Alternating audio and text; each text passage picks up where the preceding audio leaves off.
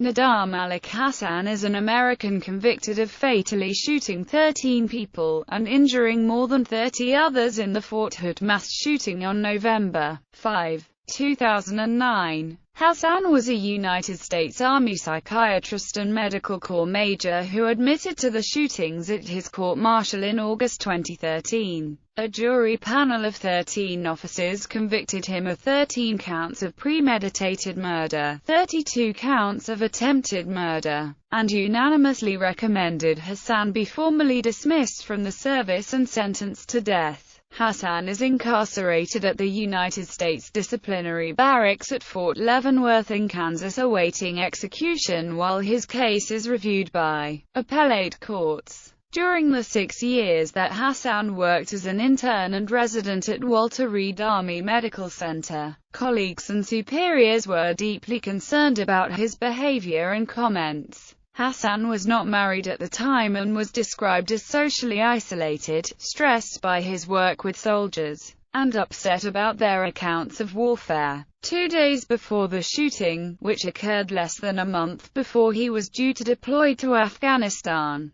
Hasan gave away many of his belongings to a neighbor. Prior to the shooting, Hasan had expressed critical views described by colleagues as anti-American. An investigation conducted by the FBI concluded that his emails with the late Imam Anwar Al-Awlaki were related to his authorized professional research and that he was not a threat. The FBI, Department of Defense and U.S. Senate all conducted investigations after the shootings. The DOD classified the events as workplace violence, pending prosecution of Hasan in a court-martial. The Senate released a report describing the mass shooting as the worst terrorist attack on U.S. soil since September 11, 2001. Investigators in the FBI and U.S. Army determined that Hasan acted alone and they have found no evidence of links to terrorist groups.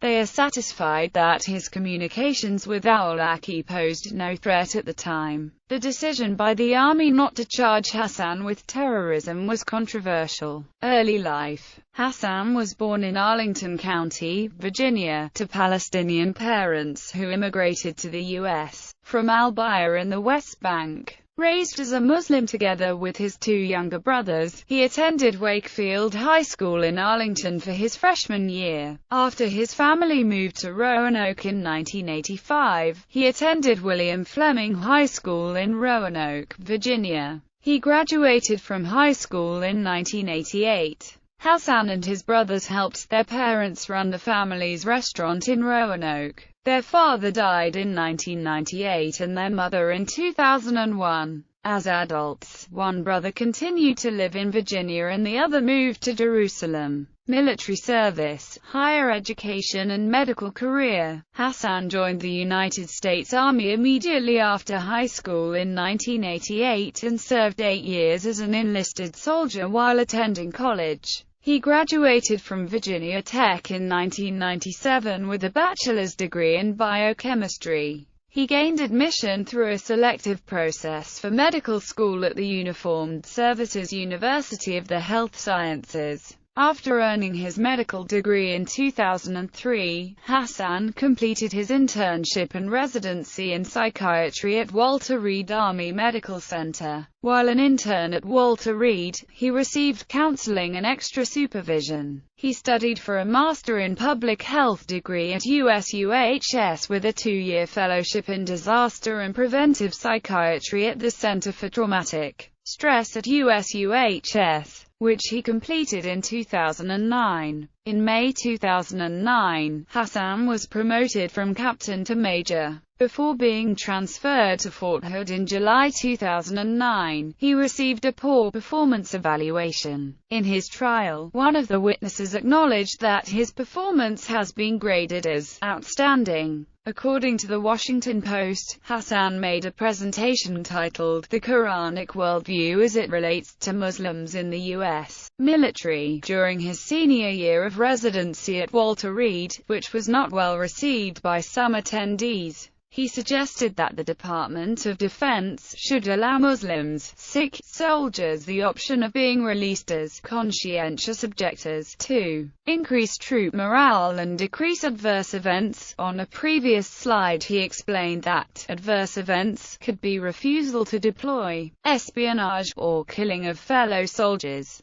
Retired Colonel Terry Lee, who had worked with Hasan, later recalled that the fatal shooting of 2 recruiters in Little Rock, Arkansas greatly affected Hasan. The suspect Abdul Hakim Mujahid Muhammad later claimed to be an Al-Qaeda terrorist. He was charged with murder. Lee told Fox News that Hasan made outlandish statements against the American military presence in Iraq and Afghanistan, that the Muslims should stand up and fight against the aggressor, referring to the United States. After 2004, Hasan became more agitated, and frequently argued with soldiers. He expressed hope that President Barack Obama would withdraw troops. His relatives in Palestine and the U.S., who spoke to the press, portrayed him as a quiet, peace-loving and deeply religious man who served his country proudly, but suffered from religious harassment. Cousin Nidal Hasan disputed that Hasan had ever been disenchanted with the military, but that he dreaded war after counseling soldiers who had returned with post-traumatic stress disorder. He was mortified by the idea of deploying after having been told on a daily basis the horrors they saw over there. Nidal claimed that Hasan had been harassed by his fellow soldiers. He hired a military attorney to try to have the issue resolved, pay back the government, to get out of the military. He was at the end of trying everything. Hasan's aunt also said that Hasan sought discharge because of harassment relating to his Islamic faith. An army spokesman could not confirm the relatives' statements. The deputy director of the American Muslim Armed Forces and Veterans Affairs Council said that the reported harassment was inconsistent with their records. His uncle Rafiq Hamad, who lives in Ramallah in the West Bank, said Hasan was a gentle and quiet man who fainted while observing childbirth, which was why he chose psychiatry. He was deeply sensitive and mourned a pet bird for months after it died. Also near Ramallah, cousin Muhammad Hasan said that because he's a Muslim he didn't want to go to Afghanistan or Iraq, and he didn't want to expose himself to violence. In death, Muhammad stated his cousin was a pleasant young man, who was happy to have graduated and to be joining the army after his uncle and cousins had also served. They never talked about politics, but Hasan had complained that he was being treated like a Muslim, like an Arab, rather than an American. He was being discriminated against. In August 2009, according to a Killeen, Texas, police report, someone vandalized Hasan's automobile with a key. Repair was estimated at $1,000. Police charged a soldier, whom a neighbor said vandalized the vehicle because of Hasan's religion. According to military records, Hasan was unmarried. However, David Cook, a former neighbor, said around 1997 Hasan had 2 sons living with him and attending local schools. Cook said, "As far as I know, he was a single father. I never saw a wife." Military awards and decorations. Hasan received the Army Service Ribbon as a private in 1988 after completing advanced individual training, the National Defense Service Medal twice for service during the time periods of the Persian Gulf War and the War on Terror, and the Global War on Terrorism Service Medal for support service during the War on Terror. Religious and ideological beliefs. According to one of his cousins, Hasan was a practicing Muslim who became more devout after his parents died in 1998 and 2001. His cousin did not recall him ever expressing any radical or anti-American views, and family also described Hasan as a peaceful person and a good American. One of his cousins said Hasan turned against the wars after hearing the stories of soldiers whom he treated in therapy after they returned from Afghanistan and Iraq. His aunt said that he did not tell the family he was being deployed to Afghanistan. In May 2001, Hasan attended the Dar al-Hijra Mosque in the Falls Church area for the funeral of his mother, and occasionally after that. One of his brothers lived in Virginia, but Hasan generally attended a mosque in Silver Spring, Maryland, closer to where he lived and worked, where he was well known by the imam over a period of 10 years. Faizul Khan, the former imam of the Silver Spring Mosque where Hasan prayed several times a week, said he was a reserved guy with a nice personality. We discussed religious matters. He was a fairly devout Muslim. Khan said Hasan often expressed his wish to get married, and the imam said, "I got the impression that he was a committed soldier." From January 2001 to 2002, Anwar Al-Awlaki was the imam of the Dar al-Hijra Mosque. He was then considered a moderate. Also serving as the Muslim chaplain at George Washington University, he was frequently invited to speak about Islam to audiences in Washington, D.C. and to members of Congress and the government. Hasan reportedly has deep respect for Al-Awlaki's teachings. From December 2008 on, Hasan sent Awlaki as many as 20 email messages, but a counter-terrorism specialist who reviewed the emails at the time considered that they were consistent with authorized research Major Hasan was conducting. After the shootings, the Yemeni journalist Abdullah Haidar interviewed Al-Awlaki in November 2009 about their exchanges, and later spoke to a Washington Post reporter. According to Shia, Al-Awlaki said he neither ordered nor pressured Hasan to harm Americans. Al-Awlaki said Hasan first emailed him December 17, 2008, introducing himself by writing, "Do you remember me? I used to pray with you at the Virginia Mosque." According to Al-Awlaki, Hasan said he had become a devout Muslim around the time the imam was preaching at Dar al-Hijra in 2001 and 2002. Al-Awlaki said, "Maybe Nidal was affected by one of my lectures." He added, "It was clear from his emails that Nidal trusted me. Nidal told me, I speak with you about issues that I never speak with anyone else." Al-Awlaki said Hasan arrived at his own conclusions regarding the acceptability of violence in Islam, and said he was not the one to initiate this. Shia summarized their relationship by saying, Nidal was providing evidence to Anwar, not vice versa. Hasan's psychiatry master's fellowship at USUHS was in disaster and preventive psychiatry. The Air Force Lt. Col. Dr. Valfinal, a graduate school classmate in the Masters in Public Health program, said that in a class on environmental health, Hasan's project dealt with whether the war on terror is a war against Islam, and the effect on Muslims in the military, which Final thought was strange. According to Colonel Terry Lee, since retired, Hasan said, "Maybe Muslims should stand up and fight against the aggressor. At first we thought he meant help the armed forces, but apparently that wasn't the case.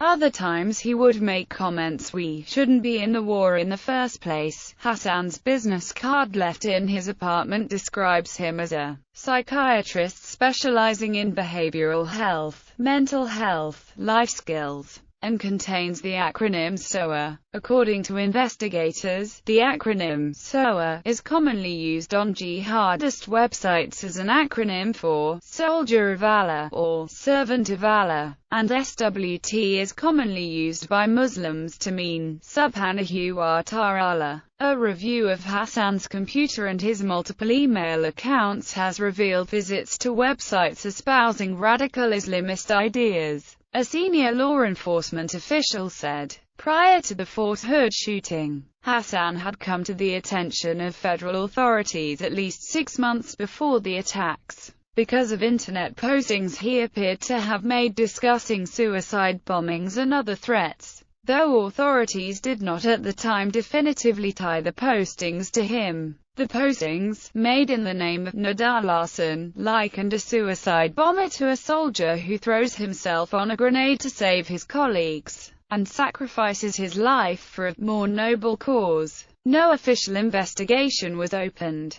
ABC News reported that officials were aware that Hasan had attempted to contact Al-Qaeda, and that Hasan had more unexplained connections to people being tracked by the FBI than just Anwar al-Awlaki. Emails to superiors. Major Hasan expressed concern about the actions of some of the soldiers he was evaluating as a military psychiatrist, days before he opened fire at Fort Hood in 2009. Major Hasan asked his supervisors and Army legal advisors how to handle reports of soldiers' deeds in Afghanistan and Iraq that disturbed him. Al-Awlaki emails. Hasan was investigated by the FBI after intelligence agencies intercepted at least 18 emails between him and Anwar al-Awlaki between December 2008 and June 2009. Al-Awlaki was a major influence on radical English-speaking jihadists internationally,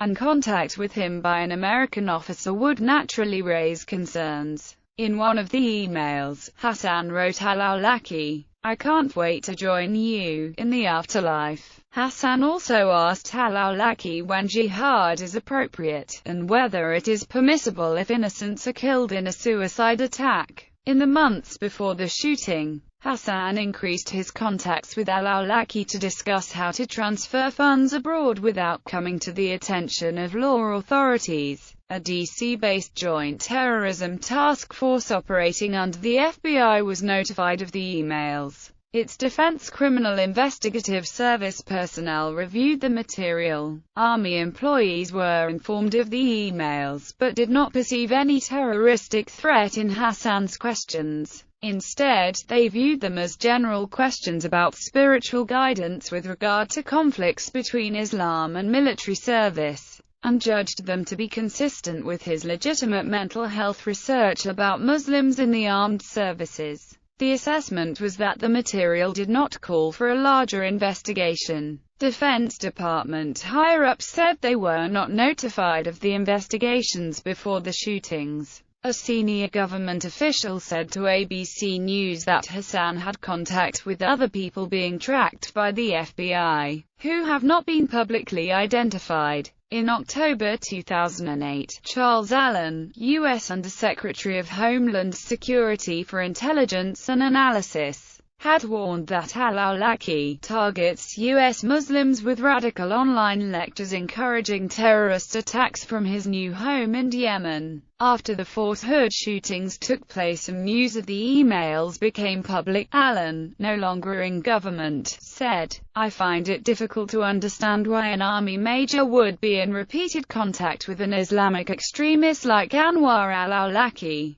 who preaches a hateful ideology directed at inciting violence against the United States and the West. It is hard to see how repeated contact would in any legitimate way further his research as a psychiatrist," and former CIA officer Bruce Riedel opined. Emailing a known Al-Qaeda sympathizer should have set off alarm bells. Even if he was exchanging recipes, the Bureau should have put out an alert. Al-Awlaki had set up a website with a blog on which he shared his views. On December 11, 2008, he condemned any Muslim who seeks a religious decree that would allow him to serve in the armies of the disbelievers and fight against his brothers. The NEFA Foundation noted that on December 23, 2008, 6 days after he said Hasan first emailed him, Al-Awlaki wrote on his blog, "The bullets of the fighters of Afghanistan and Iraq are a reflection of the feelings of the Muslims towards America." A fellow Muslim officer at